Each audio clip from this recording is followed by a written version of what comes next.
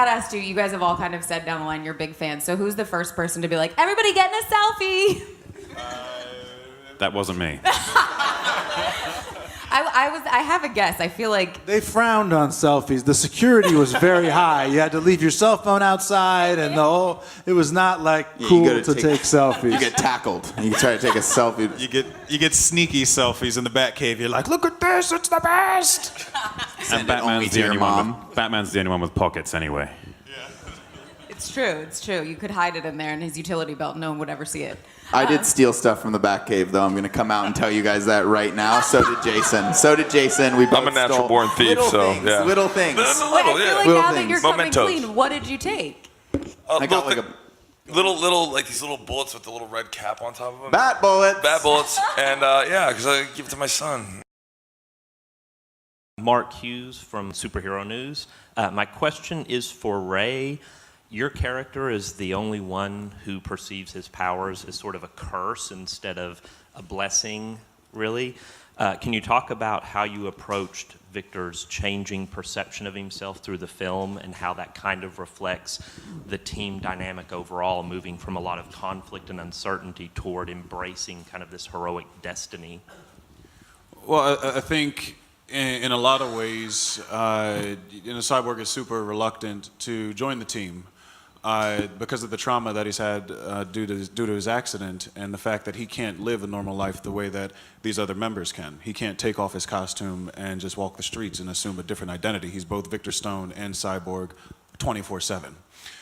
So balancing that duality within oneself was a very interesting process, but we had a lot of lead up time to talk about the character, and Zach and Chris, Zach put Chris Terrio and I together, and we started talking about concepts from the very beginning, like the ideas of everything and where they planned on going with it.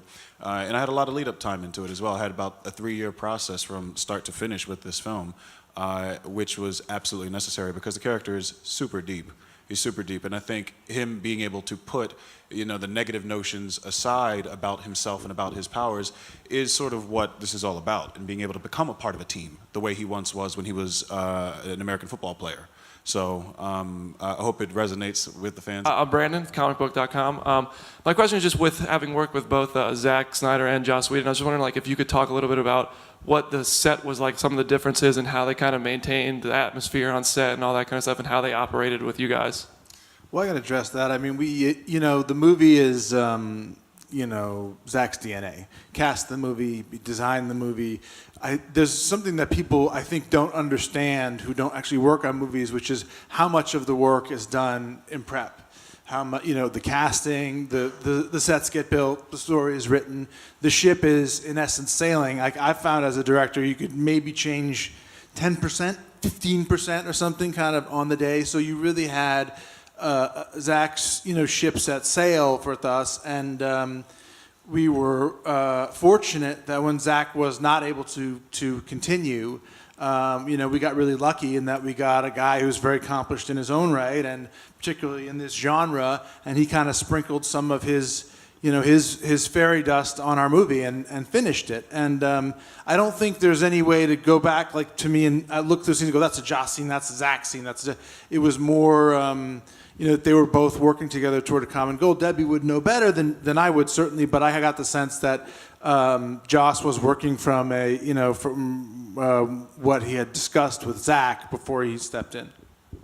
And for you guys up here, obviously, they've all kind of said how long of a process it was, and then having 2 directors working on the film. Can you talk about that a little bit? Just making sure that the vision that you guys had from the beginning, that you wanted as fans and for us as fans to see, finally came together. Yeah, I mean, listen, I think for us, this whole thing is so bittersweet because we have been working on this franchise for the past, almost 8 years when we started developing the script for Man of Steel. And then we moved on to BVS, and also Zach developed the story for Wonder Woman, which was leading up to the point of Justice League, where these characters were finally going to come together. I mean, this was a really great hero's journey, and a journey for these characters to be the characters that they are today. So not being able to complete his vision was extremely difficult. So that makes it hard. But we were lucky that we had Joss already working on script pages. And, our feeling is that we're hoping that people don't think about how the movie was made when they went to see it, because these characters are bigger than any director. They're bigger than any of us. And we love and adore these characters, and we love and adore all these people here, so. How about for you, Chuck? Sometimes many of them were there, sometimes they weren't. If there was take one, between take one and take two, or take three and take four, you'd look around, they were together. And it was the most easy coming together of a group, on any group experience on a movie that I've ever seen. The other thing too is we spent a lot of time on set. It was the first time I've ever stayed on set. Normally, I got massive ADD and I can't sit still and I gotta go do something. So I'd always run back to my trailer. But we were just we lived in our tents and we have a band. Yes, he did the drums. Andrew did the drums. We did some singing. Ben did the Bruce voice. It's been super awesome. I'm telling you. There's a Twitter time. It's a swell time. Hey guys, Aaron Sagers with the Sci-Fi Network. This is a cornball question, but I think a relevant one. The movie, the movie starts off with sort of this message of hope and Superman's logo, and then it carries on with this call to action to get involved in a divided world. So, just for each of you, why do you think that kind of resonates in 2017? Why do you think that is an important message for this movie to have? Gal, why don't you start? Okay.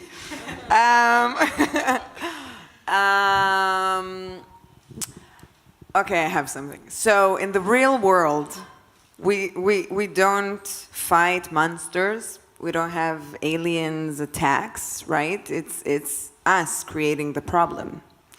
And I think that it would have been wonderful if somehow us, human, could get together and come together and just be and do good to each other and try to make the world a better place. I'm giving you a cheesy answer right back at you, but I mean it from the bottom of my heart. One of the reasons that we make these films is because and these characters have lasted for so long, is because they're inspirational and aspirational characters. So if these varied metahumans, those who have superpowers and want them, those who have powers and don't want them, those that they come from different places in life and haven't figured out all their issues, if they can come together, then hopefully that'll resonate to the world and see maybe they can come together.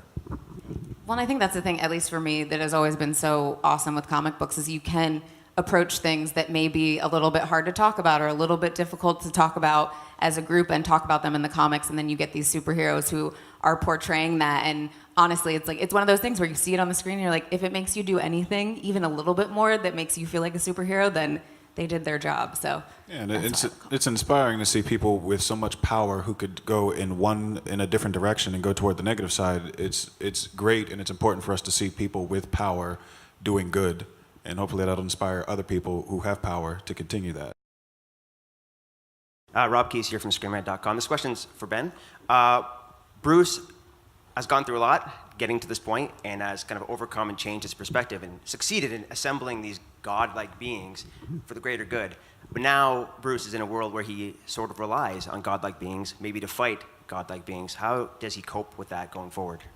Well, you raise an interesting point, which is that Batman, who is by nature not necessarily antisocial, but pretty private, a loner. And in this movie, he's thrust into the role of having to not only work with people, but bring them together and convince them to come in there and try to be, some kind of a gel with Wonder Woman to hold all that, community effort together. And that was a really interesting, thing to play for me. And it also does take us to a more traditional version of Batman in the Justice League comics and his role with the Justice League versus the sort of less typical version we saw with Batman and Superman, where he was blinded by rage and wanted to take on Superman. So it was a lot of fun for me. I also got to have a kind of a dry wit. I got to play off Ezra, which was a lot of fun. He's so funny, and Batman is like, Bruce is always on the verge of exasperation, and it was fun to get to show some other colors for sure.